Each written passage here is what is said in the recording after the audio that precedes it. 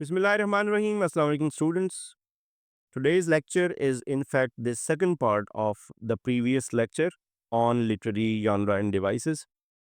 In the previous lecture, we discussed only the short questions, which are based on the basic area of English literature, that is, literary genre and devices.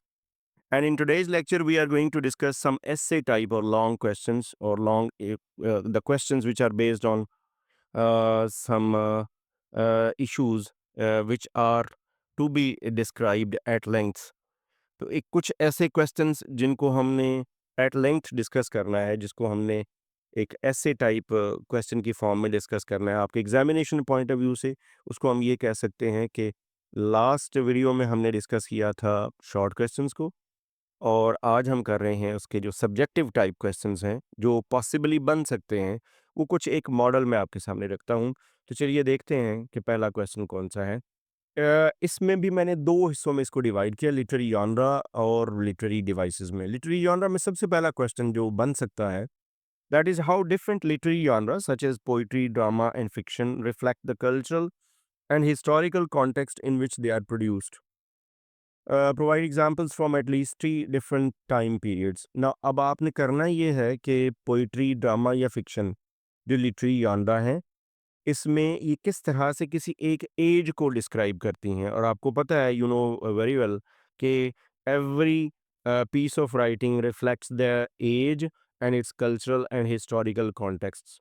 तो कोई भी आप genre ले लें, poetry, drama या fiction, तो कैसे वो किस तरह से कल्चरल और हिस्टोरिकल कॉन्टेक्स्ट जो एक ख़ास टाइम के होते हैं उसको रिफ्लेक्ट करता है। और आपने उसमें फिर एटलीस्ट ही एग्जांपल्स देनी है डिफरेंट पीरियड्स की। आप रेनेसां पीरियड का दे सकते हैं, restoration, Victorian age, modern age, ऐसी एग्जांपल्स दे सकते हैं। Question number 2, in what ways has the novel as a genre evolve from 18th century to the present. ये बेसिकली एवोल्यूशन है।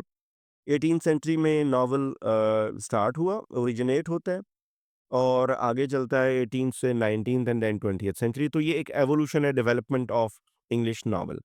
So discuss key literary movements and authors that have contributed to this transformation. Question number 3, compare and contrast the characteristics of Gothic literature and magical realism. ये again दो अलग अलग तरह का literature है, Gothic literature and magical realism, और इन दोनों की आपने ट्रेड्स बताने हैं। ट्रेड्स बता के दोनों के और इन दोनों में डिफ्रेंशिएट कर देना है। How do these genre use supernatural elements to comment on human experiences. दोनों के अंदर मोर स्पेसिफिकली आपने बताना है कि सुपरनेचुरल एलिमेंट्स को किस तरह से यूज किया जाता है। Question number 4, what role does satire play in literature. अब यहाँ आप पहले इसको डिफाइन करेंगे सेटायर को, और then you will describe and narrate its role in literature. Analyze how different authors have used satire to critique society, politics और human nature using examples from multiple genre। आगे आपने वो जो सैटिरिकल वर्क्स हैं जो आपने पढ़े हैं, वो कोई 3-4 आप उनका मेंशन कर सकते हैं। एक पोइट्री से कर दें, एक ड्रामा से कर दें, और इसी तरह आप एक नावल से कर दें। आप 18th सेंचुरी में जोसेफ एंड्रयूज़, पामिला ले सकते हैं। आप इसी तरह से विक्टोरियन एज में आप कोई नावल ले सकते हैं, विक्टोरियन पोइट्री ले सकते हैं, मॉडर्न पोइट्री, और रेप ऑफ द लॉक ले सकते हैं। जोनाथन स्विफ्ट का आप the legendary novel Gulliver's travel ले सकते हैं। तो जो आपने अलग-अलग एग्ज़ाम्पल्स मल्टीपल जॉनरा से पढ़ी हैं, कोई से 4, 5, 6 को आप डिस्क्राइब कर सकते हैं सैटिरिकल वर्क्स को। So question number 5, how does science fiction explore philosophical and ethical dilemmas? Now science fiction को पहले तो ये बताइए ये है क्या? Science fiction basically is based on some scientific inventions और scientific theories। उसमें पोस्ट मॉडर्न थियरीज भी हो सकती हैं। उसमें साइंस की इन्वेंशंस, जैसे टाइम का एक कॉन्सेप्ट है, टाइम प्री पास्ट में जाना, प्रेजेंट में आना, फ्यूचर में जाना, और इस तरह से साइंटिफिक जो इन्वेंशंस बेस्ड होते हैं, ये किस तरह से इंसान की फिलोसॉफिकल और एथिकल डायलेमा को जाहिर करते हैं। So discuss with reference to specific works from different periods.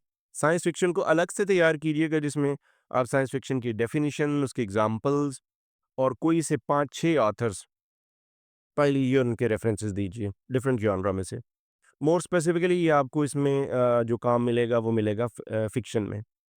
Question number 6, name different figures of speech used in poetry and provide brief examples. ये डिफरेंट फिगर्स ऑफ स्पीच हैं जो कि बड़ी कॉमन इस पूरे कोर्स में हमने पढ़े हैं। डिफरेंट फिगर्स ऑफ स्पीच को आप जो डिफरेंट टर्म्स हैं, जॉनरा की आगे एलिमेंट्स और उसके बाद फिर मुख्तलिफ़ किस्म की जो डिवाइसेज़ हैं या जो टर्म्स हैं उनको आप पोइट्री के पर्सपेक्टिव में जो स्पेसिफिकली पोइट्री से रिलेटेड है उनको आप बयान कर सकते हैं। इसी तरह आप briefly explain the characteristics of drama in poetry as distinct literary genre. अब ड्रामा इन पोइट्री का स्ट्रक्चर कैरेक्टरिस्टिक्स जिसमें डेफिनिशन, ब्रीफ टाइप्स और ब्रीफ एलिमेंट्स, इनको आप इन दोनों का आप लिख सकते हैं। Question number 8, discuss the differences between a folk tale, fantasy, fable, legend and myth within the realm of literature. ये सारी जो डेफिनिशंस हैं, ये जो टर्म्स हैं या जो सब जॉनरास हैं, ये सारे मिलते जुलते हैं। फोक टेल और फैंटेसी, फेबल, लेजेंड, मिथ, इन सब को अलग से पढ़ के तो इनके आपने डेफिनिशन, थोड़ी सी एक्सप्लेनेशन और चंद एक एग्जांपल्स, लेकिन लिखना इस तरह से है कि इनके डिफरेंसेस जो हैं वो क्लियर हो जाएं।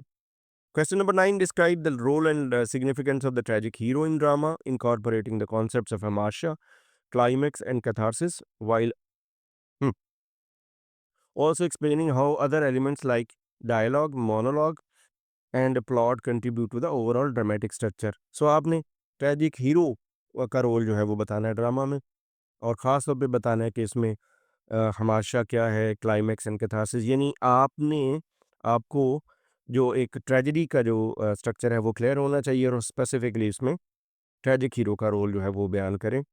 और इसी तरह ये ज़रा थोड़ा लेंथी क्वेश्चन हो जाएगा, इसको आप दो हिस्से में टू पार्ट्स में डिवाइड भी कर सकते हैं। How other elements like dialogue, monologue, plot, ये ड्रामेटिक स्ट्रक्चर में, यानी ओवरऑल ये बनेगा ट्रेजेडी, ट्रेजेडी के ट्रेड्स, उसकी कैरेक्टरिस्टिक्स और उसके इंग्रेडिएंट्स। सो उसको आप स्टडींगे तो ये क्वेश्चन आप आराम से डिस्कस कर सकते हैं। डिवाइसेस पे आ जाइए, लिटरेरी डिवाइसेस पे। Question number 10, how does symbolism enhance the depth of literary works? What is symbol?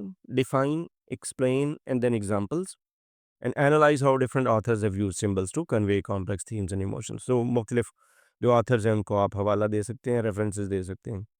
Discuss the role of irony in literature. Again, definition, explanation, and then different types of irony, verbal, situational, dramatic, और किस तरह से ये contribute करती है story telling और thematic depth में।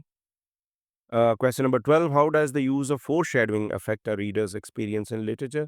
Four shadowing एक टर्म है जिसमें आप ये बताते हैं कि कैसे आप आने वाले दौर, आने वाले जो वाक़यात हैं, इंसिडेंट्स, उनको आप प्रिडिक्ट कर सकते हैं, उनको आप असेस कर सकते हैं।